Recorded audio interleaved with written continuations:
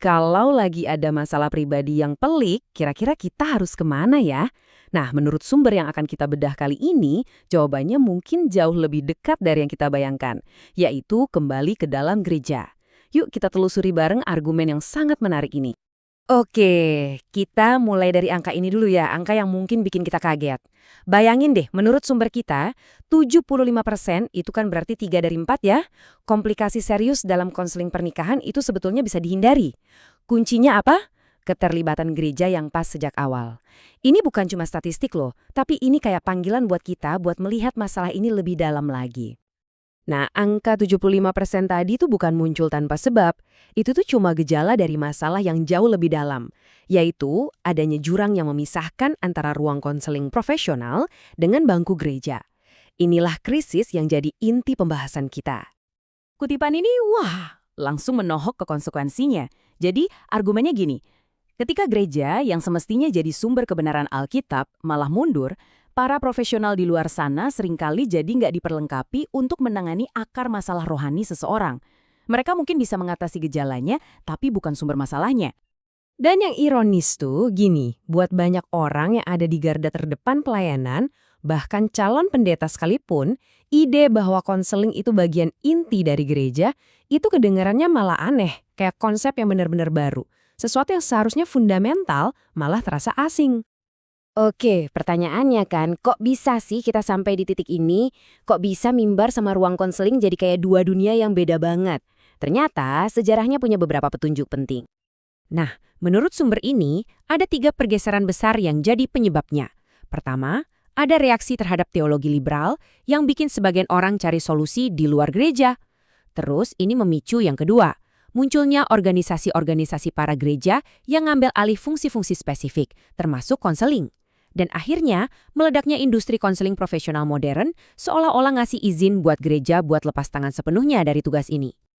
Ujung-ujungnya, yang berkembang itu, ya budaya, kalau butuh bantuan, cari sendiri di luar gereja. Jadi orang lebih sering ke lembaga khusus ketimbang ke pemimpin gerejanya. Kesenjangan yang signifikan pun tercipta. Tapi ceritanya nggak berhenti di situ untungnya. Menurut sumber ini, setelah sekian lama terpisah, sekarang ini arusnya mulai berbalik. Ada harapan buat rekonsiliasi. Sekarang tuh lagi ada gerakan yang sehat, yang lagi tumbuh di gereja-gereja konservatif buat yaitu mengembalikan konseling ke tempatnya semula sebagai jantung dari pelayanan gereja. Ini bukan sekedar perbaikan kecil, tapi restorasi misi yang mendasar. Dan yang kerennya ya, perubahan ini justru datang dari dalam. Para pendeta dan penatua sendiri yang mulai mengambil inisiatif, mulai melihat lagi panggilan mereka, bahwa tugas mereka bukan cuma berkhotbah di mimbar, tapi juga membimbing jemaat secara pribadi. Oke, sekarang kita masuk ke bagian intinya nih. Kenapa sih gereja dianggap sebagai tempat yang paling pas dan unik buat tugas ini? Ini jantung dari argumen penulisnya. Konsep kuncinya yang pertama adalah exousia. Coba bayangin deh, ini tuh kayak otoritas yang dikasih langsung sama Tuhan. Mirip duta besar yang ngomong atas nama negaranya. Nah, pemimpin gereja itu melayani dengan otoritas dari Tuhan. Ini adalah sesuatu yang nggak bisa ditiru sama lembaga sekuler manapun. Terus, ada yang namanya dunamis. Kalau exousia tadi itu ibaratnya lencananya, nah dunamis ini kekuatannya. Ini adalah kuasa Roh Kudus yang bekerja di dalam pelayanan itu, yang bisa mengubah kata-kata jadi transformasi hidup.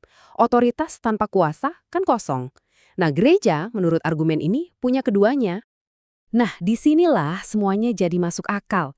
Kita tuh seringkali salah kaprah, misahin antara khotbah dan konseling. Padahal dua-duanya itu pelayanan firman Tuhan loh. Yang satu disampaikan ke orang banyak, yang satu lagi diterapin secara personal, dari hati ke hati. Kalau dipisah, ya dua-duanya jadi nggak maksimal. Nah, pasti ada yang mikir, tapi kan pendeta sibuk banget, mana sempat ngasih konseling. Tenang, teks ini juga ngebahas keberatan yang paling umum ini. Mungkin Anda juga kepikiran hal yang sama kan? Dan ini dia poin utamanya. Konseling pribadi itu bukan tugas tambahan atau kerjaan sampingan buat pendeta.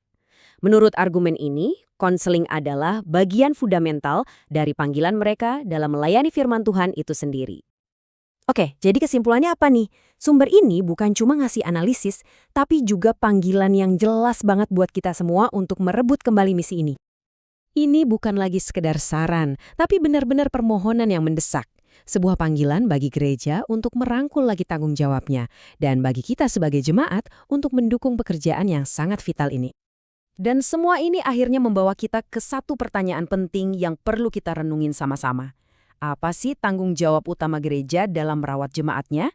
Kalau merawat jiwa adalah inti misinya, sudahkah kita benar-benar menjalankannya?